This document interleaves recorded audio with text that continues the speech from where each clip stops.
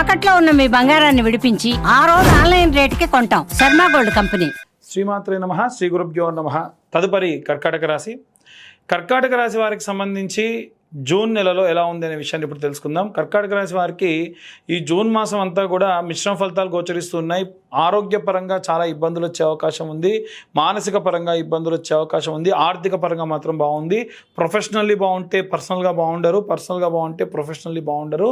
ముఖ్యంగా ఈ యొక్క కర్కాటక రాశి వారికి సంబంధించి గృహిణులు ఎవరైతే ఉంటారో గర్భసంచికి సంబంధించి ఇబ్బందులు కానీ, మెన్సెస్ ప్రాబ్లం కానీ, మోనోపోజ్ వచ్చేటువంటి టైం ఉన్నటువంటి ఆడవాళ్ళు కానీ జాగ్రత్తగా ఉండాలి. విపరీతమైన బ్లడ్ లాస్ అయ్యేటువంటి అవకాశం ఉంటుంది. ఇతరత్ర ఇంకే రకమైనటువంటి అంటే కాస్త బీపీ డౌన్ అవ్వడం కానీ, థైరాయిడ్ ప్రాబ్లం వల్ల కానీ, లేదా ఇంకా ఏ రకాలైనటువంటివైనా సరే జాగ్రత్తగా ఉండడం మంచిది. విద్యార్థి దశలో ఉన్నటువంటి వాళ్ళైతే 12 సంవత్సరాల లోపు వాళ్ళు జాగ్రత్తగా ఉండాలి. ఎందుకంటే వీరికి ఉన్నటువంటి స్టేజ్ ఏదైతే ఉందో చంద్రుడు కలయికతోని కుజుడు ఉండడం వల్ల కాస్త ఆరోగ్య సమస్యలు వచ్చే అవకాశం ఉంది. అది దాటిన వారందరికీ కూడా బాగానే ఉంటుంది ఆరోగ్యపరంగా. అలాగే ఉద్యోగస్తులు ఎవరైతే ఉన్నారో వారికి ఉద్యోగపరంగా బాగానే ఉంటుంది. వచ్చేటువంటి శాలరీ హైక్స్ కానీ, ప్రమోషన్స్ కానీ అన్నీ బాగానే ఉంటాయి. కానీ ప్రమోషన్తో పాటు ట్రాన్స్ఫర్ వచ్చి వేరే చాలా దూర ప్రదేశంలో ఉండడము, మీ యొక్క భార్యకు దూరంగా ఉండడము, కొత్తగా పెళ్ళైనటువంటి వాళ్ళకి ట్రాన్స్ఫర్స్ రావడము, తప్పక వాళ్ళని విడిచి వెళ్ళాల్సినటువంటి అవసరం రావడము, కేంద్ర అలాగే రాష్ట్ర ప్రభుత్వ ఉద్యోగస్తులకి ఇలాంటి ఇబ్బందులు బాగా జరిగే అవకాశం ఉంది. ముఖ్యంగా మగవారిలో కిడ్నీ రిలేటెడ్ ప్రాబ్లమ్స్ ఏవైనా వచ్చే అవకాశం ఉంది. చాలా జాగ్రత్తగా ఉండండి. కిడ్నీలో స్టోన్స్ కానీ, ఫ్యాటీ లివర్ కానీ ఇలాంటి ప్రాబ్లమ్స్ వచ్చే అవకాశం ఉంది. అలాగే వ్యాపారస్తులు ఎవరైతే ఉన్నారో వీరికి మిశ్రమ ఫలితాలు ఎక్కువగా గోచరిస్తే ద్వితీయార్థంలో చాలా చాలా బాగుందని చెప్పొచ్చు. ప్రథమార్థం కంటే కూడా ద్వితీయార్థంలో ముఖ్యంగా చూసుకున్నట్టయితే వీరికి వచ్చేటువంటి ధనము పెద్ద మొత్తంలో వచ్చేటువంటి ధనంలో ఎంతో కొంత భాగం ఆగడము, అది ఇంకో 2-3 నెలల వరకు రాకపోవడం, అది మీకు బాధ కలిగిస్తుంది. అంటే అవి రాకపోవడం వల్ల మీకు నష్టమేం కాదు, కానీ అవి వస్తాయా రావా అనేటువంటి ఒక ఆందోళన అనేటువంటిది ఉండే అవకాశం ఉంది. ముఖ్యంగా సినీ రాజకీయ రంగాల వారి విషయానికి వస్తే వీరు ఆర్థిక పరంగా బాగానే ఉంటారు, కానీ బయట జనాలకు ఆ రాజకీయాల్లో కానీ, సినిమా రంగంలో కానీ, మీడియా ఫీల్డ్లో ఉన్న వాళ్ళందరూ కానీ నెగిటివ్ పోర్ట్రేట్స్ రావడము, వీరు పనిచేసేటువంటి సంస్థ మూసేస్తున్నారు అనేటువంటిది రావడము, ఇలాంటి లేనిపోని విషయాలు బాగా ప్రాపగాండా చేయడం జరుగుతుంది. దానివల్ల వీరికి కూడా ఆందోళన కలుగుతుంది. ఇది నిజమా, ఇలాంటి ఇబ్బందులు ఏమైనా వస్తున్నాయా అనేటువంటి విషయంలో అధికంగా ఉండే అవకాశం ఉంది. ముఖ్యంగా వీరందరూ కూడా చేయవలసినటువంటి వృద్ధాప్యంలో ఉన్నవారు కానీ, ఆరోగ్య సమస్యలు ఆబ్వియస్గా ఎంగేజ్ వాళ్ళకే వస్తున్నాయంటే వీరికి ఇంకా వస్తాయి. కానీ మనం చేసేటువంటి ఒక పని వలన మీరు కాస్త ఇబ్బంది నుంచి బయటపడవచ్చు. ఏమిటి అన్నదంటే మనకి పౌర్ణమి ముందు వచ్చేటువంటి ఏకాదశి నుండి ప్రారంభించి పౌర్ణమి వరకు, అంటే ఏకాదశి, ద్వాదశి, త్రయోదశి, చతుర్దశి, పౌర్ణమి, ఈ 5 రోజులు కూడా గాజు పాత్ర అంటే ఫిష్ ఎక్వేరియంస్ ఉంటాయి కదండి, అది కొంచెం పెద్ద సైజుది తీసుకోండి. దాంట్లో రాళ్ళు ఏం ఉండొద్దు, ప్యూర్ వాటర్ పోసుకోండి. మనం పిండి జాలి, జల్లెడబట్టే జాలి ఉంటుంది, జాలి పెట్టి మీ ఇంటి టెర్రస్ పైన వెన్నెల్లో పెట్టాలి. ఆ వెన్నెల కురిచినటువంటి నీటి వలన మానసిక ఆందోళన, శారీరక రుగ్మతలన్నీ కూడా పోతాయి. మరుసటి రోజు అవే నీటిని కాచి వడబోసి మీరు తాగాలి ఆ డే అంతా కూడా. ఇక kidney related problems, thyroid related problems ఉన్న వాళ్ళైతే రెడ్ కలర్ వాటర్ బాటిల్ లోపల ఒక పగడం స్టోన్ కానీ, ఉంగరం ఏదైనా ఉంటే పగడం ఉంగరం కానీ వేసేసి వాళ్ళు తాగే డే అంతా తాగే నీళ్ళు ఆ రెడ్ కలర్ గ్లాస్ వాటర్ బాటిల్లో ఉన్న నీళ్ళే తాగాలి. దీని వలన శారీరకమైనటువంటి ఎన్నో రకాలైనటువంటి బాధలు అనేటువంటివి పోతాయి. కోరల్ అంటే కాస్త జపాన్ పగడం అంటారు, అలాంటివి తీసుకోవడం మంచిది. బ్యాంకాక్వి కానీ ఇంకా లోకల్గా దొరికేవి అంత బాగుండదు. జపాన్ పగడం అని దొరుకుతుంది, అది వాడండి, దానివల్ల మంచిది. ఒకవేళ స్టోన్ కావాల్సి ఉంటే కూడా కాంటాక్ట్ చేయొచ్చు, నేను మీకు ఇవ్వడం జరుగుతుంది. ఇక అన్ని వర్గాల వారు కూడా ఎలాంటి మంత్రం చదవాలి అని అంటే ఈ రాశి వారికి సంబంధించి ఓం వం అమృతకరాయ అమృతం ప్లావయ ప్లావయ యజమానస్య మృత్యుర్నశ్యతు ఆయుర్వర్ధతాం అనేటువంటి మంత్రం చదవడం మంచిది. గృహిణులకి, విద్యార్థులకి, ఉద్యోగస్తులకి, వ్యాపారస్తులకి, అలాగే సినీ రాజకీయ రంగాల వారికి, వివాహం కోసం ఎదురు చూస్తున్న వారికి, కోర్టు గొడవల్లో, చికాకుల్లో బాగా ఇబ్బందులతో ఉన్నటువంటి వారికి అందరికీ కూడా ఎలాంటి రెమెడీస్ తీసుకోవాలి, ఎలాంటి మంత్రపఠనం చేయాలనే విషయాన్ని ఇప్పుడు మనం తెలుసుకుందాం. వాస్తవంగా అందరికీ కలిపి ఒకే ఒక్క రెమెడీస్ బాగా వర్తిస్తుంది. ఈ జూన్ మాసం అంతా కూడా మనకు ఆదివారం నుండి ప్రారంభించి శనివారం వరకు కూడా నిత్యము కూడా నేను ఇప్పుడు చెప్పేటువంటి విధానాన్ని ఫాలో కావండి. చాలా చాలా మంచి రిజల్ట్ ఇస్తుంది.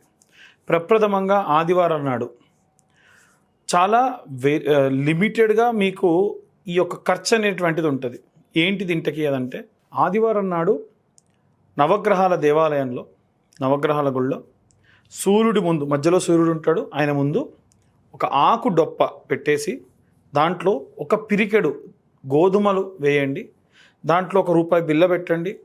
అలాగే కొత్త మట్టి ప్రమిదలో దీపం వెలిగించండి. వీలైతే దీపంకి వేసేటువంటి ఒత్తి ఎరుపు రంగులో ఉండాలి, లేదా ఆవు నెయ్యి కుంకుమ కాస్త కలిపి గనక మీరు దీపం వెలిగిస్తే ఆ జ్యోతి కొంచెం ఎరుపుగా వెలుగుతుంది. ఇలా చేసి ప్రదక్షిణలు 21 ప్రదక్షిణాలు చేయాలి. అయితే 21 ప్రదక్షిణాలు మీరు సవ్యంగా చేయండి. తర్వాతకి 6 ప్రదక్షిణాలు అపసవ్యంగా చేయండి. మనకు ఉన్నటువంటి నవగ్రహాలకి ఒక్కొక్క గ్రహానికి 3 ప్రదక్షిణాలు చేయాలి. అయితే సూర్యుడి నుండి మనకి శని వరకు సవ్యంగా, అంటే క్లాక్ వైజ్ డైరెక్షన్లో ప్రదక్షిణాలు చేయాలి. మిగిలినటువంటి రాహువుకు కేతువుకు 6 ప్రదక్షిణాలు యాంటీ క్లాక్ వైజ్ చేయాలి. మొత్తం 27 ప్రదక్షిణాలు చేయాలి. 21 ప్రదక్షిణాలు సవ్యంగా చేయండి, 6 ప్రదక్షిణాలు అపసవ్యంగా చేయండి. ఇలా ఆదివారం నాడు నుంచి స్టార్ట్ చేయండి. సోమవారం నాడు ఒక పిరికెడు బియ్యం ఆకుడొప్పలో వేసి ₹1 బిల్ల పెట్టేసి మళ్ళీ ఒక కొత్త మట్టి దీప ప్రమిద, మట్టి ప్రమిద అంటే ఇంత చిన్నదేం సరిపోతుందండి. ఆ మట్టి ప్రమిదలో ఆవు నెయ్యి లేదా నువ్వుల నూనెతోని దీపారాధన చేయండి. అదే మంగళవారానికి వచ్చేసరికి కుజగ్రహానికి ముందు కందిపప్పు లేదా కందులు ఆకుడొప్పలో వేసి ₹1 బిల్ల పెట్టేసి చిన్న దీపారాధన చేయండి. అలాగే బుధవారం నాటికి వచ్చేసి ఈశాన్య భాగంలో బుధగ్రహం ఉంటుంది. ఒక ఆకుడొప్పలో పెసరపప్పు లేదా పెసలు వేసి ₹1 బిల్ల వేసి దీపారాధన చేయండి. అలాగే బృహస్పతి గ్రహానికి గురువారం నాడు బృహస్పతి గ్రహం అంటే నార్త్ సైడ్ మధ్యలో ఉంటాడు. ఆయన దగ్గర ఆకుడొప్పలో శనగలు వేసి దాంట్లో ₹1 కాయిన్ పెట్టేసి దీపారాధనకు చిన్న మట్టి ప్రమిద దాంట్లో ఒత్తి వేసి వెలిగించండి. మీరు ఎప్పుడు దీపారాధన చేసినా తూర్పు లేదా పడమర చూడాలి తప్ప ఉత్తర దక్షిణాలు చూడకుండా ఉండే ప్రయత్నం చేయండి. అలాగే శుక్రవారం నాటికి వచ్చేసి బొబ్బెర్లు తీసుకొని ఒక ఆకుడొప్పలో పిరికెడు బొబ్బెర్లు మాత్రమే వేసి ప్రాచ్య దిగ్భాగము అంటారు, అంటే తూర్పు భాగంలో శుక్రగ్రహం ఉంటాడు, 3 గ్రహాలు ఉంటాయి మధ్యలో. ఆ గ్రహం దగ్గర ఈ ఆకుడొప్పలో ఈ ₹1 బిల్ల పెట్టేసి శుక్రవారం నాడు దీపం వెలిగించండి. శనివారం నాడు నువ్వుల నూనె, పడమర దిక్కున మనకి 3 గ్రహాలు ఉంటాయి, అందులో మధ్యలో ఉండేటువంటి గ్రహమే శనేశ్వరుడు. కాబట్టి మట్టి ప్రమిదలో దీపం నువ్వుల నూనెతో వెలిగించాలి.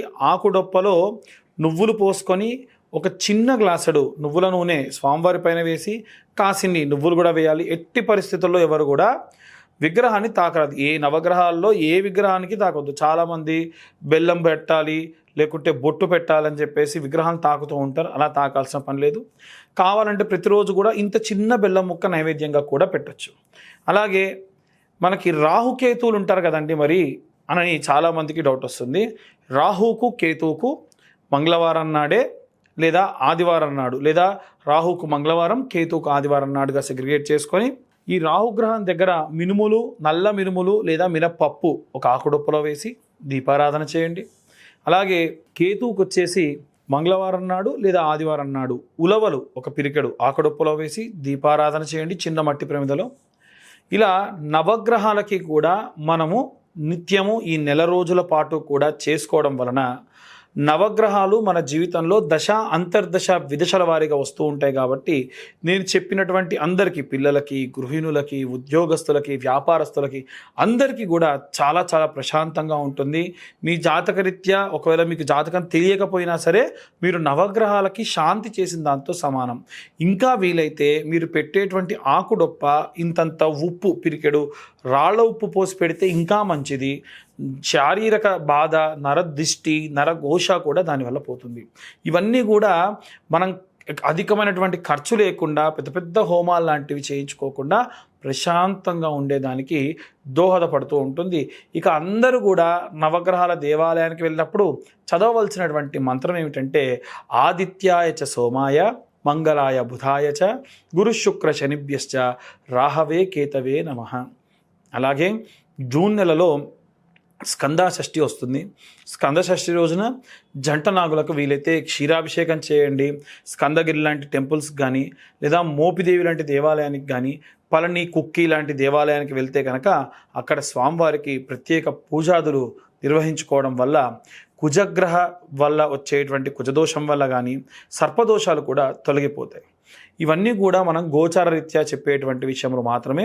పూర్తిగా మీ జాతకం కావాలి అనుకుంటే మీ పేరు, మీ date of birth, time, place ఇవన్నీ ఉంటే మనం ఇన్ డీటెయిల్డ్గా డెప్త్గా జాతకం 60 నుండి 70 పేజీల్లో మీకు అందించి ఈ 2025 సంవత్సరంలో కేవలం 2025 రూపాయలు మాత్రమే ఛార్జ్ చేయడం జరుగుతుంది. మీతో హాఫ్ అన్ అవర్ నుంచి 1 అవర్ వరకు డీటెయిల్గా మీ జాతకం గురించి మాట్లాడి విశ్లేషణతో మీకు ఆ PDF కూడా ఇవ్వడం జరుగుతుంది. సర్వే జన సుఖినో భవంతు. స్వస్తి.